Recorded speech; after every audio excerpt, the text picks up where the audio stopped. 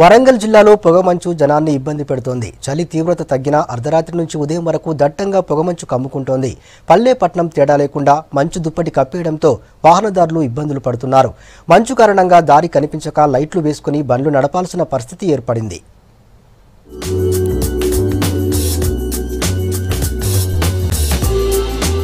ఉమ్మడి వరంగల్ జిల్లాను పొగమంచు కమ్మేసింది.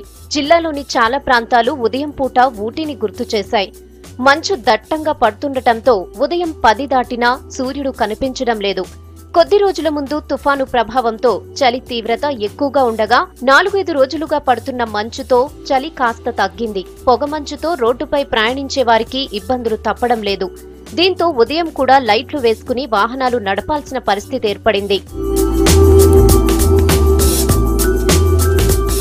మంచు దుప్పటితో వరంగల్ నగరంలోని కాకతీయ కట్టడాలు కొత్త అందాలను సంతరించుకున్నాయి. ఖిల్లా వరంగల్, 1000 స్తంభాల దేవాలయం లాంటి ప్రాంతాల్లో పొగమంచు ఆకట్టుకుంటోంది.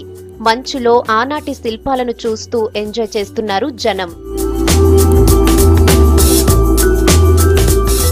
మంచు కురుస్తున్న రోడ్లపై డ్రైవింగ్ చేస్తూ కొత్త అనుభూతి పొందుతున్నారు పర్యాటకులు. అయితే పొగమంచుతో ఎదురుగా వస్తున్న వాహనాలు కనిపించక అక్కడక్కడ ప్రమాదాలు కూడా జరుగుతున్నాయి.